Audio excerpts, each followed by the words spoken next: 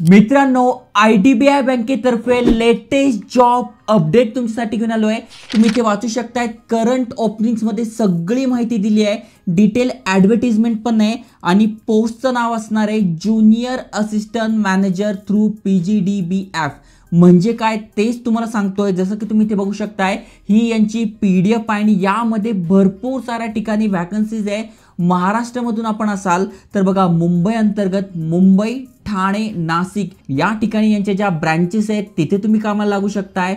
नागपूर अंतर्गत अहमदनगर, छत्रपती संभाजीनगर, जळगाव, नागपूर आणि सोलापूर या ठिकाणी वॅकन्सी आहे आणि पुणे अंतर्गत पुणे, सातारा, कोल्हापूर आणि गोवा या ठिकाणी यांच्या ज्या वेगवेगळ्या ब्रांचेस आहे, शाखा आहे, तिथे तुम्ही कामाला लागू शकणार आहात। ओके, मग यासाठी वयाची अट काय, कोण कोण अप्लाय करू शकताय, किती वॅकन्सी आहे, तर 650 जागा इथे असणार आहे। चांगली संधी आहे। पण यांनी म्हटलंय की PGBDF थ्रू आम्ही भरती करणार आहे। म्हणजे काय, तर post graduation diploma in banking finance. म्हणजे यामध्ये बँकिंग काय असतं, कशा प्रकारे काम केलं जातं, सगळं काही तुम्हाला शिकायला मिळणार आहे, ट्रेनिंग दिली जाणार आहे आणि या ट्रेनिंगमध्ये आपल्याला इथे स्टायपेंड सुद्धा असणार आहे। ट्रेनिंग पूर्ण झाल्यानंतर आपण असिस्टंट मॅनेजर म्हणून या बँकेत जॉबला सुद्धा लागणार आहोत। त्यामुळे नेमका क्रायटेरिया काय, सगळी माहिती समजून घ्यायची असेल अगदी सोप्या भाषेत तर व्हिडिओ पूर्ण बघा। चॅनलवर नवीन आला असाल, आयकॉनिक मराठी चॅनल सबस्क्राइब केलं नसेल तर करून ठेवा। चला तर बघूया डिटेलमध्ये।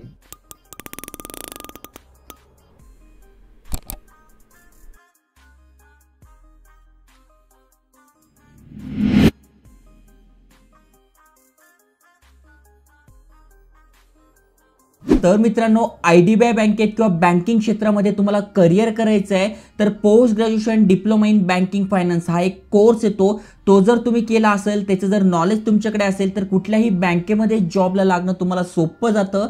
पण इथे तो आपला कोर्स पूर्ण केला जातोय, ती बँकेकडनं ट्रेनिंग दिली जाते, शिकवलं जातंय, मग त्याच थ्रू ही भरती करणार आहे। तुम्हाला जर अप्लाय करायचं असेल तर मार्च 1 पासून ते 12 मार्च पर्यंत आपण फॉर्म भरू शकतोय।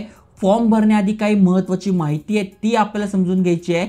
जसं की इथे बघा दिले सगळी माहिती। ओके, खाली स्क्रोल केल्यानंतर तुम्हाला कुठल्या कुठल्या शहरात जागा आहेत ते सांगितलंय। टोटल किती जागा आहे, 650 जागा आहेत। तुम्ही कास्टनुसार सुद्धा इथे बघू शकताय। मिनिमम तुमचं एज 20 ते 25 पाहिजे, पण वयामध्ये सुद्धा इथे सूट दिलेली आहे। तर महत्त्वपूर्ण तारखा समजून घ्या। इथे शेवटची तारीख 12 मार्च आहे।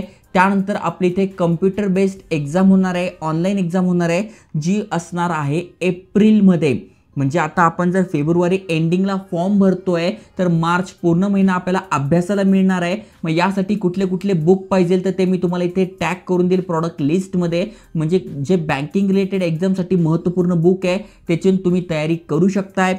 त्यानंतर यासाठी पात्रता काय, तर 1 मार्च 2025 ही तारीख, त्यानुसार तुम्हाला पात्रता बघून घ्यायची आहे। तर सगळ्यात आधी तुम्ही भारताचे नागरिक पाहिजे, पहिली कंडिशन। दुसरं, एज्युकेशनल क्वालिफिकेशन काय पाहिजे, तर तुम्ही ग्रॅज्युएट असाल एनी डिसिप्लिन म्हणून।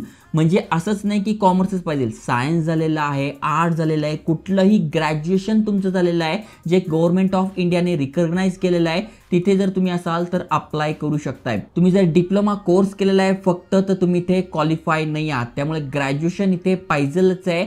आणि ज्या राज्यातनं तुम्ही अप्लाय करताय तिथली रिजनल लँग्वेज जर तुम्हाला येत असेल, म्हणजे महाराष्ट्रातनं अप्लाय करतोय, मराठी भाषा तुम्हाला येते आहे, तर तुम्हाला इथे संधी मिळणार आहे, प्रेफर केलं जाणार आहे, जे की आपल्यासाठी चांगलं आहे। ओके, आता इथे वयाची अट दिलेली आहे, 20 ते 25 वय तुमचं पाहिजे।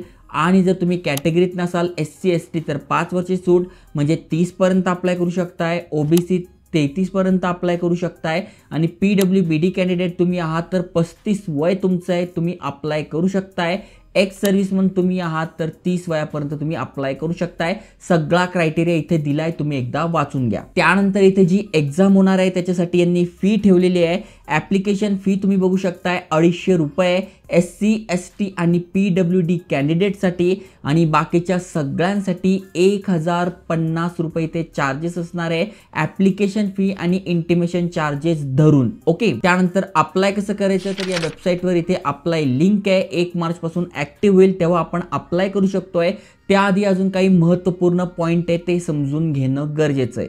जसं की कुठले कुठले डॉक्युमेंट आपल्याला लागणार आहे ते 10वी-12वी जे पण तुम्ही पास झालाय त्याचं marksheet, school living certificate, birth certificate, त्यानंतर तुम्ही हायस्कूल केलेलं आहे, ग्रॅज्युएशन केलं आहे तर त्याचे सेमिस्टर वाईज तुम्हाला मार्कशीट इथे लागणार आहे. ओके, कास्टमधून तुम्ही असाल तर कॅटेगरीचं सर्टिफिकेट तुम्हाला लागणार आहे. हे सगळे डॉक्युमेंट तुम्हाला इथे पाहिजे आणि प्लस तुम्हाला 2 फोटो आयडेंटिटी लागणार आहे जसं की passport, PAN card, driving licence, voter ID यापैकी. आता सिलेक्शन कसं होणार आहे तर सगळ्यात आधी आपली इथे एक्झाम होणार आहे. सगळ्यात पहिला जो टॉपिक असणार आहे तो लॉजिकल रिझनिंग, डाटा अनालिसिस या रिलेटेड तुम्हाला पुस्तक पाहिजे असेल तर इथे प्रॉडक्ट लिस्टमध्ये मी टाकलेलं आहे. हे पुस्तक तुम्हाला इथे मिळून जाईल, तुम्ही अभ्यास करू शकताय.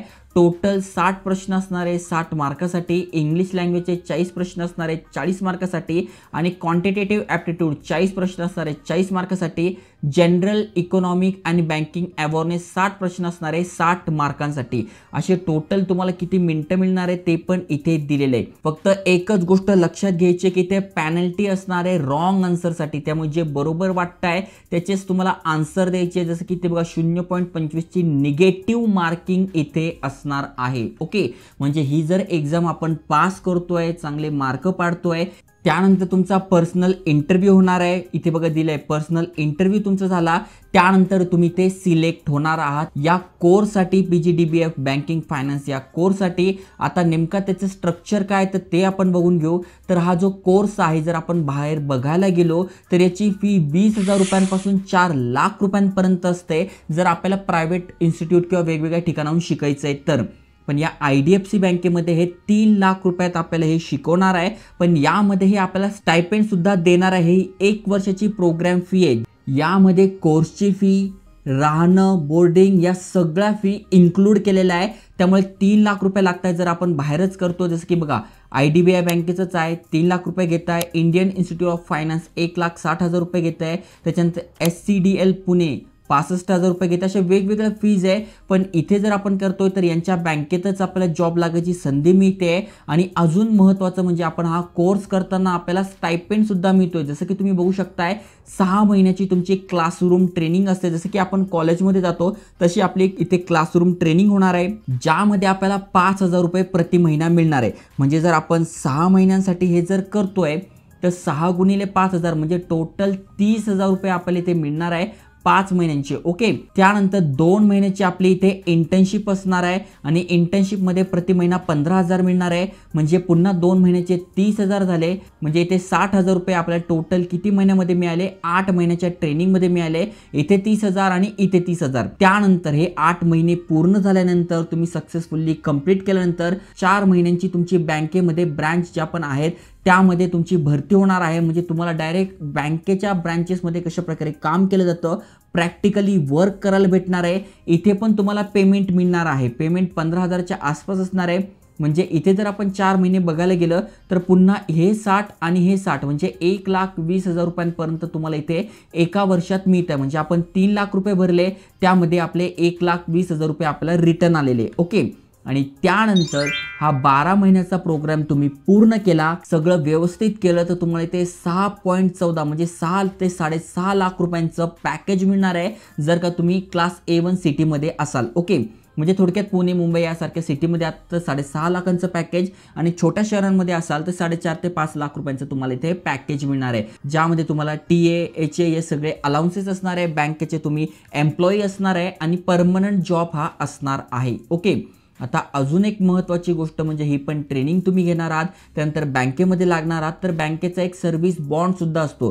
कारण की तुमच्याकडे हा जर कोर्स आलेला आहे, तुम्ही बँकिंग फायनान्समध्ये डिप्लोमा केलेला आहे, पोस्ट ग्रॅज्युएशन केलेलं आहे, मग जर तुम्हाला दुसऱ्या बँकेतनं चांगली ऑफर आली तर तुम्ही ही बँक सोडून द्याल. म्हणून बँकेने काय केलं आहे की सर्व्हिस बॉन्ड ठेवला आहे. कमीत कमी 3 वर्षे तुम्हाला आमच्यासोबत काम करावं लागेल. जर असं करत नाही तुम्ही आहात तर तुम्हाला 2 लाख रुपये इथे बघा दिलेलं आहे additional payment of 2 lakh rupees. तर तुम्हाला हा सर्व्हिस बॉन्ड तुम्हाला बघून घ्यायचा आहे. ओके, म्हणजे तुम्हाला वाटतंय की मला बँकेतच जॉब पाहिजे, चांगली बँक आहे तर तुम्ही करू शकताय, काही अवघड नाही आहे. पण एखाद्याला कधी कधी चांगलं पॅकेज मिळतं, 11-12 लाखाचं पॅकेज मिळतं, तेव्हा ते सोडून देतात, तेव्हा हा सर्व्हिस बॉन्ड तुम्हाला लक्षात ठेवायचा आहे. ओके, त्याच्यानंतर इथे रिझर्वेशन पण दिलं आहे, त्याची माहिती दिलेली आहे. थोडक्यामध्ये आपण बँकिंग रिलेटेड तुम्ही बघा भरपूर साऱ्या वॅकन्सीज आणत असतो, जसं की युनियन बँक झाली किंवा मग इथे बघा खाली अजून स्क्रोल केलं तर तुम्ही कॅनरा बँक झाली, ICICI बँक झाली, अशा भरपूर साऱ्या भरती होत असतात. पण इथे जेव्हा आपण अप्लाय करतो तर आपल्यासारखे हजारो लोक अप्लाय करतात, त्यामुळे काय होतं की आपलं सिलेक्शन होत नाही. अनेकदा खूप प्रयत्न करून सुद्धा आपल्याला इथे चान्स मिळत नाही. पण हा जर तुम्ही कोर्स करताय तर बँक तुम्हाला स्वतःहून त्यांच्या बँकेत जॉब देते आहे, तुमचे इथे स्किल पण डेव्हलप होत आहे आणि नॉलेज पण मिळत आहे. त्यामुळे जर ज्यांना कॉम्पिटिशन नको आहे, पैसे आहे त्यांच्याकडे, त्यांचे पालक भरू शकत असाल तर नक्की तुम्ही याचा विचार करू शकताय.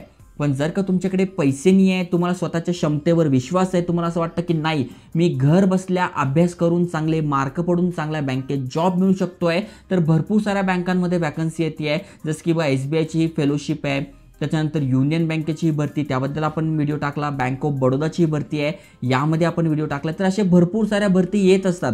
तुमच्याकडे जर post graduation diploma in banking finance करण्याचे पैसे नसेल तर तुम्ही बिंदास इथे अप्लाय करा, तयारी करा. तुम्हाला पहिल्याच याच्यात तर काही जॉब लागू शकत नाही. जर तुमचं चांगलं तयारी असेल, चांगला अभ्यास असेल तर पहिल्याच याच्यात लागून जाईल. नसेल तर तुम्हाला जास्त प्रयत्न करावे लागेल. अशा ठिकाणी डायरेक्ट की तुमच्याकडनं पैसे घेत आहे, त्यामुळे तुम्हाला चांगली ट्रेनिंग देऊन जॉब देणं यांचं काम आहे, त्यामुळे जॉब तुम्हाला मिळणार आहे. तर ही सगळी माहिती तुम्हाला इथे दिसून जाईल. बाकी सगळा क्रायटेरिया दिला आहे, अप्लाय करायची लिंक, PDFची लिंक, सगळी माहिती तुम्हाला डिस्क्रिप्शनमध्ये मिळून जाईल. त्यामुळे नक्की अप्लाय करा आणि अशाच अपडेटसाठी चॅनल सबस्क्राईब करून ठेवा.